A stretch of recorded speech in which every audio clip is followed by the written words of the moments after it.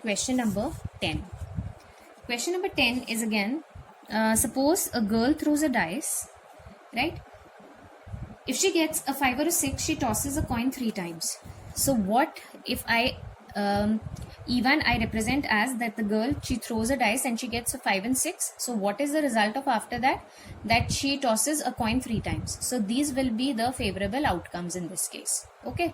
So total it becomes 16. Then E2 is the event that she gets 1, 2, 3, 4. And if she gets 1, 2, 3, 4, what does she do? She tosses a coin only once. Okay. So E1 is event of getting 5 or 6. So what is PE1 equal to? 2 favorable outcomes out of 6, which is 1 by 3. So this is only the sample space for the condition that I have made. And E2 is the event of getting 1, 2, 3, 4. So how much is that? 4 by 6, which is 2 by 3. And A is the event of getting just one head. So in the first case, in this particular event, what is the probability of getting just one head? Just one head is obtained in this condition, in this condition, and in this condition. Likewise here, here, and here. So what is the probability? Like if I have to define P, E1 is I have already defined. What if I have to define P A by E1, that is getting exactly one head in the first event when she gets a 5 or a 6. So it is out of total outcomes, which are 18. How many does she get? 18, right? And it is 4 that are favorable, right? So this is 1, 2, 3, 4, 5, 6, 7, 8. 8 upon 16, sorry. 4 upon 16. Okay, and what is, sorry, it is 6 upon 16, not 4 upon 16, it is 6 upon 16. 6 favorable outcomes are there out of total 16.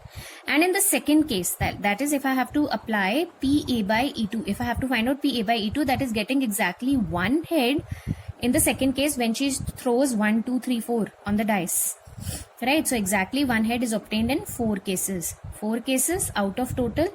These are 1, 2, 3, 4, 5, 6, 7, and 8. So it's 4 by 8. So likewise, we can apply the formula. That is probability we have to find out. That is, what is the probability that she threw 1, 2, 3, 4? So we have to find out the probability of event 2 such that she gets, if she gets only one head. So this will be the formula applicable.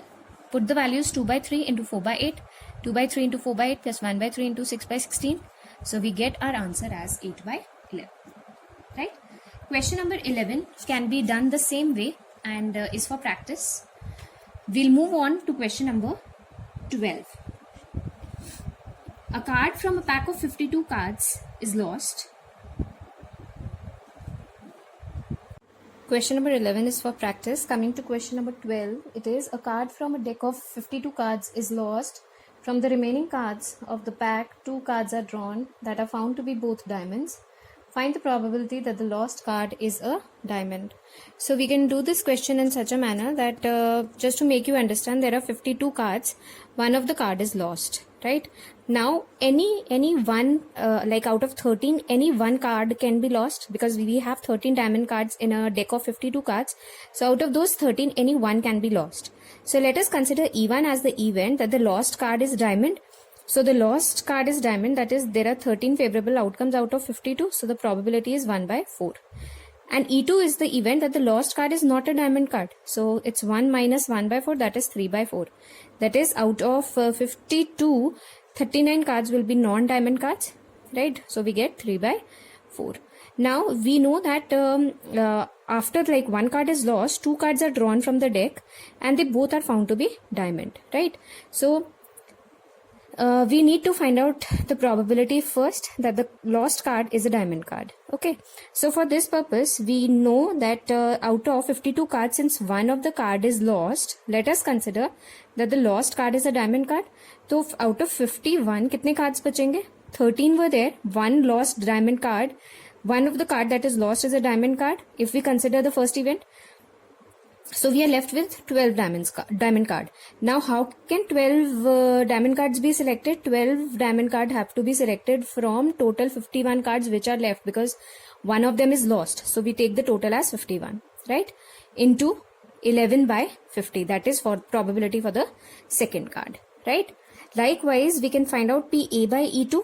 That is the event when the card lost is not a diamond card. So we have all the 13 diamond cards out of 51, right? Into 12 by 50, right? Now we have this. Simply we can apply the formula since we have to find out the reverse probability that the lost card is a diamond card. That is PE1 by A. Putting it in the formula, right? Putting the values 1 by 4 into 132 upon 2550 upon 1 by 4 into 132 upon 2550. That is, we get on multiplication. Okay. So on reducing it into a simpler form, we get our answer as 11 upon 50. I hope it's clear, students. Moving on to question number 13. So in question number 13, we have probability that A speaks the truth is 4 by 5. A coin is tossed. A reports that a head appears. The probability that actually there was a head is, right? So we take event E1 as getting a head on tossing a coin, and E2 as getting a tail, right? Not a head. So it's going to be 1 by 2 and 1 by 2.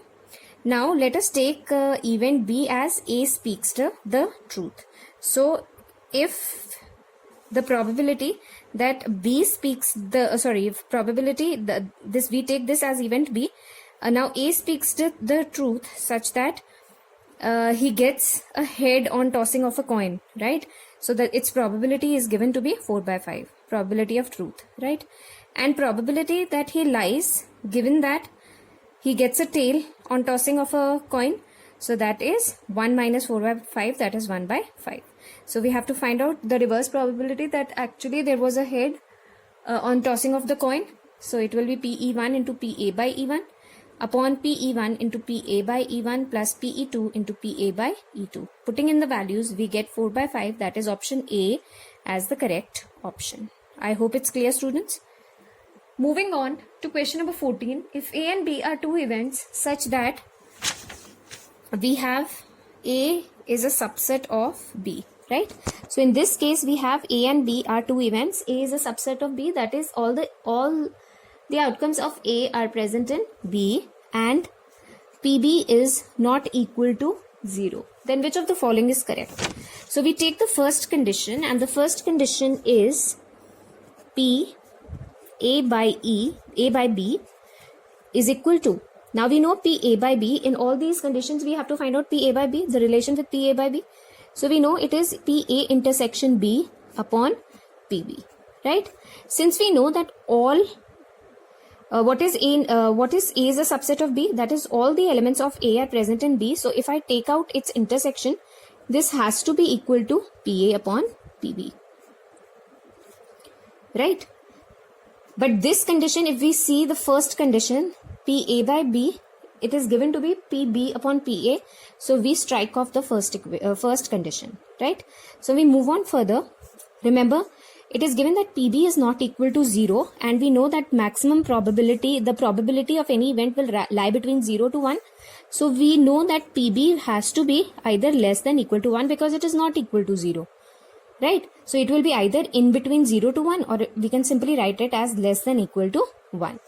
So I can consider that 1 upon PB will be greater than 1. If PB is less than equal to 1, so its reciprocal has to be greater than equal to 1.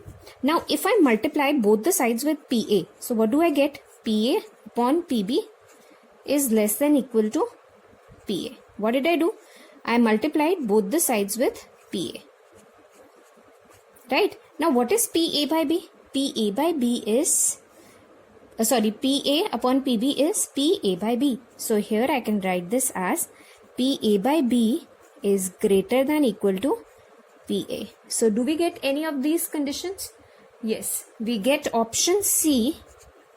Our option C is the correct option in this case. I hope that's clear, students.